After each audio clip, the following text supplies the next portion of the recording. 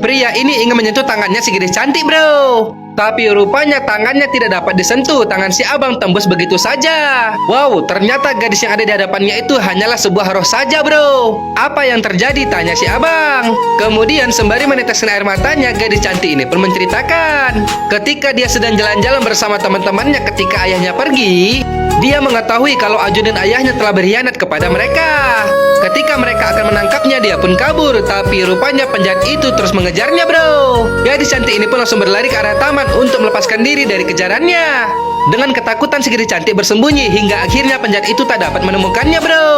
Setelah itu si gadis menelepon pembantunya ini. Dia menceritakan semuanya kepadanya. Pembantunya ini pun menyuruh si gadis untuk menunggunya di sana saja. Tak lama dia pun datang. Agar si gadis cantik aman, dia pun menyuruhnya untuk pergi ke India, bro. Awalnya si gadis tak mau, tapi pembantunya berkata dia akan menyuruh temannya untuk menjemputnya di bandara. Di sana pria itu akan menjaga si gadis. Lalu si gadis cantik pun berangkat, bro.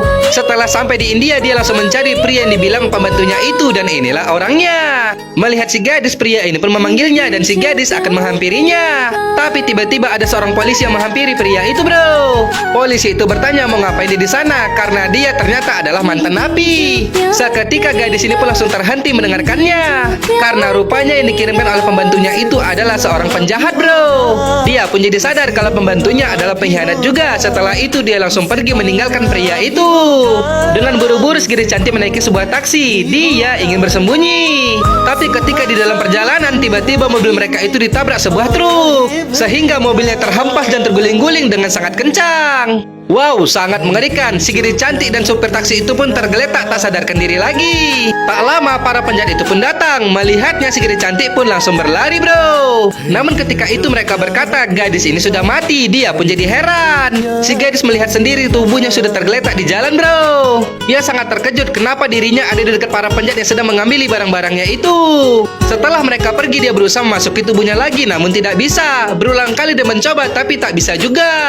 Tak lama para polisi pun datang. Melihat mereka, si gadis cantik langsung berdiri menghampirinya.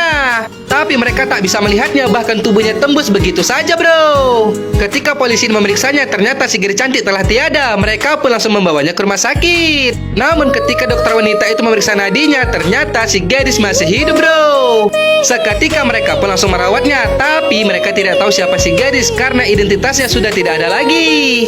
Lalu si gadis cantik pulang ingin memberitahu ayahnya. Namun karena dia hanya sebuah roh, ayahnya pun tak bisa melihatnya, bro. Dia pun jadi sangat putus asa melihat itu. Dan dia berencana menyeberkan diri ke dalam sungai karena keputusasaannya. Tapi tiba-tiba di saat itu si abang tampan melihatnya. Dia pun sangat bahagia dan semenjak itu dia pun mendekati si abang tampan. Mendengar ceritanya, si abang pun sangat terpukul, bro. Apalagi dengan menangis, gadis itu memohon bantuan kepadanya. Karena dari semua manusia yang ada di dunia ini, hanya si abanglah yang bisa melihatnya, bro. Dan akhirnya si abang pun bersedia membantunya. Lalu mereka berencana ingin menelepon ayahnya si gadis. Ketika sudah diangkat, tanpa basa-basi si abang langsung mengatakan, "Pak, tolong dengarkan aku dulu. Nasib putrimu dalam bahaya. Dia telah koma dan dirawat di rumah sakit di India. Dan Anda harus berhati-hati karena ajudan Anda adalah seorang pengkhianat. Dialah yang telah berencana ingin menghabisi putri Anda karena semua kebusukannya telah diketahui."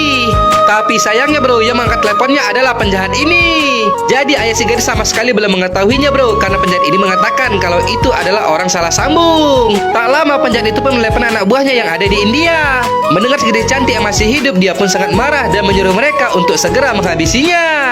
Wadidaw, semakin mantap ceritanya ini, bro. Hahaha. Apakah yang akan terjadi selanjutnya? Bagaimanakah dengan nasib gadis cantik ini? Jangan lupa tonton terus ya, hanya di Snack Video.